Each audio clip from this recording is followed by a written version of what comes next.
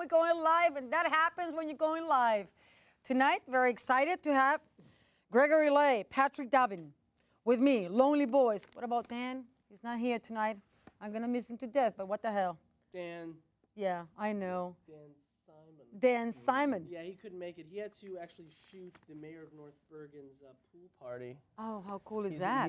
He's doing for the ALS challenge. He's getting a ice water dumped on his head. Yeah. Oh, wow. So he needs to film that. Well, he's a busy guy. He's a busy guy. He's in high demand. Yeah, he's in high demand, I tell you. We're going to talk about Lonely Boys. Yeah. We're going to show the trailer after. We're going to make sure that Malik, he's in the control room. He's going to be showing that clip. Not yet. When I tell you, Malik, so you hold your breath. Can we have a synopsis of the film? Patrick? First, Patrick. I'd love Patrick. Lonely Boys is a film about friendship. It's about two men who are about 30, in their early 30s, who are going through, one character, Jules, played by Dan Simon, is going through a breakup. He was engaged with this woman, and he's struggling with that. And Greg's playing Saul, and he recently is coming off a divorce. So the film really is about their friend. He's heartbroken. Yeah. They're both heartbroken. They're both heartbroken. Yeah. They're both dealing with that period right after coming out of very, very, just very intense relationships that perhaps they would have lasted the rest of their lives, and now they're at this sort of turning point in their lives, and and their friendship is being tested as a result as they're going through this difficult You're summing it time up of well. heartbreak. Yeah. Yeah, there you go. These relationships, they take so much work. We're talking about that right before we started, but it can really suck your blood, literally speaking. Oh yeah. Yeah. Absolutely. Right? Absolutely, yeah. And anybody, each one of us can relate to that. So. And I think that the Saul and Jules are, and that's the difficult part of it, is that they thought that this would be forever. They thought that, Jules thought that his relationship would culminate in marriage, and Saul thought that he was going to have children with this woman, and they were going to go on forever. So it's not just that the relationships and navigating that is difficult. It's when it ends, when you thought that there was going to be a future, how to deal with that. And I think that people that go through that, there's always some type of existential angst because there are no answers immediately. Right. You want a solution immediately. You want to find a way to solve this. You don't want to feel this pain. You don't want to suffer. You don't want to.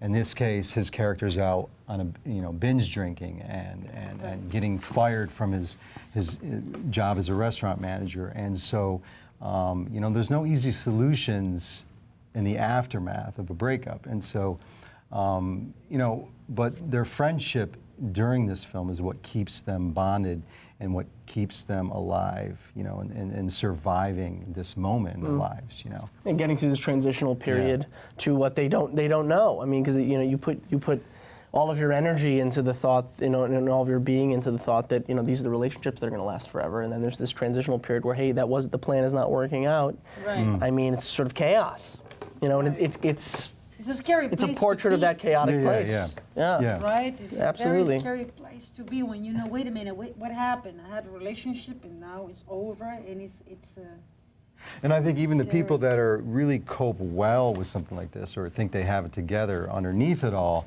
they may be showing a brave face and whatnot, but underneath it all, there's that transition period that a person has to go through in order to come out the other end of it. Right.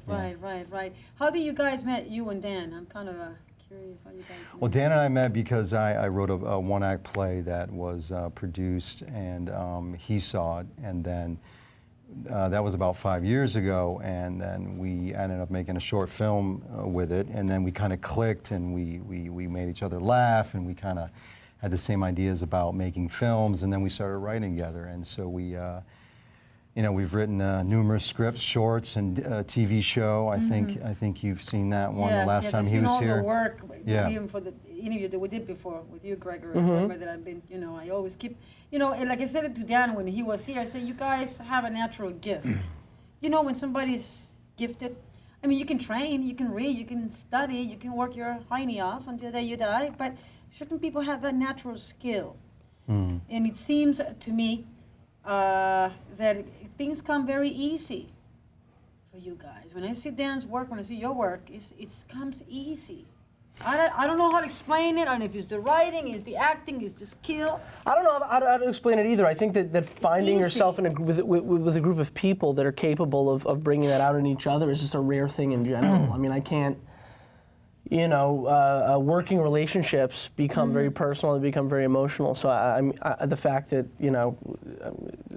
we're lucky enough to have sort of, found each other being able to work in a group together where we all have the same, artistic or comedic or dramatic Definitely. ideas. Do you guys always writing things down? Like what do you do when ideas come to your head? Because you're Well, creative. Patrick and Dan are, Dan and I started, started to formulate the idea for Lonely Boys, and then, Patrick and Dan are the real scribes. I think they're the screenwriters, so they really structured and developed the film in terms of a dramatic story. Yeah. How does it work when you're two writers? I'm sorry for my ignorance, but when you don't know, you don't know.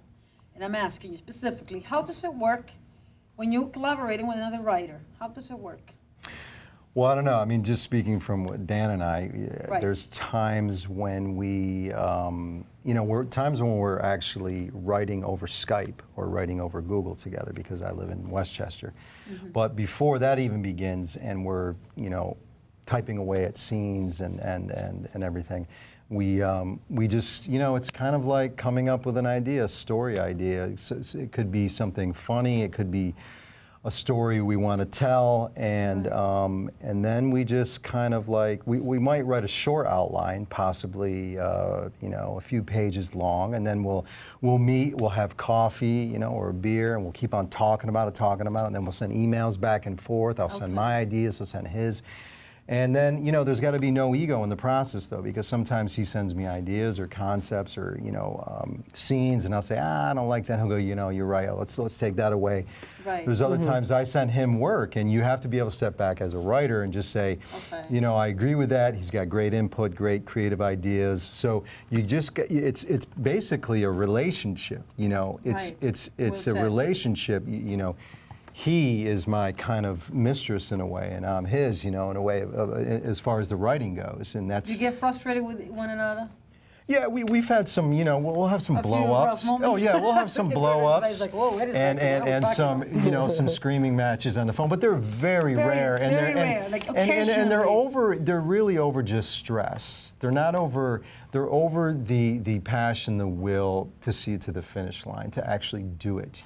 Right. And so we're both invested in that. So any type of, madness that comes out of it is just related to just getting it done. Right, but the creative process can get tough, can get complicated, can get rough, right? I mean, when things like, when you're writing, because you're writing, I'm asking you specifically, how does it work? Is the muse always there? Do you need to write every single day? Do you need to just write and put it on hold and not touch the material and then go back to it? No, I don't think the muse is always there. I mean, Okay. Stephen King once said, writing is rewriting. Right.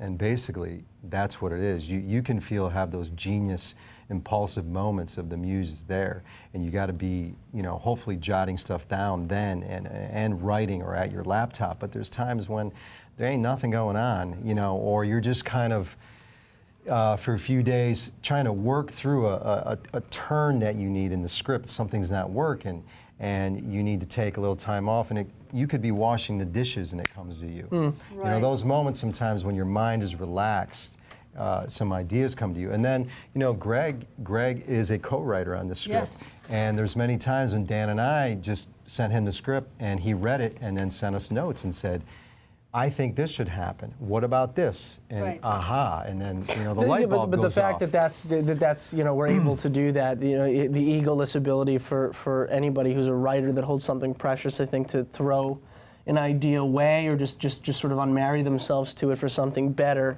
is it's a difficult thing to do because Right. you tend to hold it as your baby, especially these guys. I mean, they're writing the script, they have the screenplay down.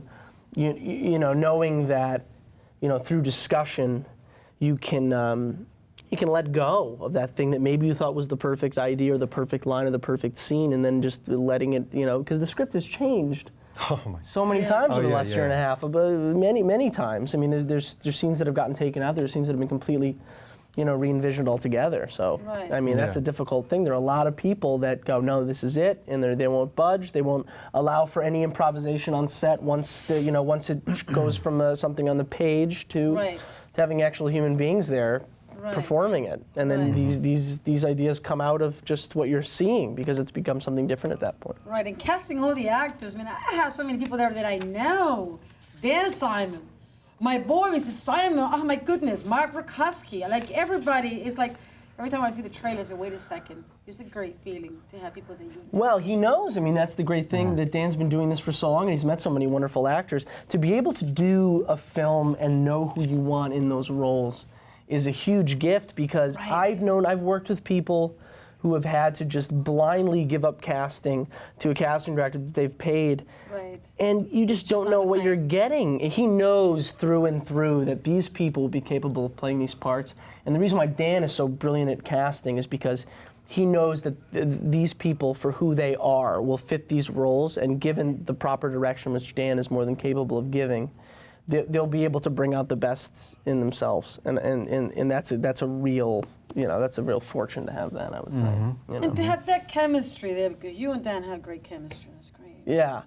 Yeah. Wonder how it's off screen. I kind of wonder. Oh, it's fun. It's we're very close, and on this specific project, I mean, it did develop out of some realistic circumstance as well. I mean, we really did draw from reality in this, so Dan and I, that's a great thing. I mean, there were times, there were points where Dan was thinking about recasting his role and having somebody else in it, but, it was a little bit frustrating for me because I know that, once the camera's on, him and I can just we have a natural comfort and communication with each other. And you have to have those discussions too, and you have to be open-minded about them, because when Dan did bring that up, I would say, well, listen, one of the most difficult things when you're doing a film, I think, where you have two main characters especially, and they've known each other for a long time, there's, when you have the trust and intimacy as actors already built in because they know one another, you're already 10 times ahead of the whole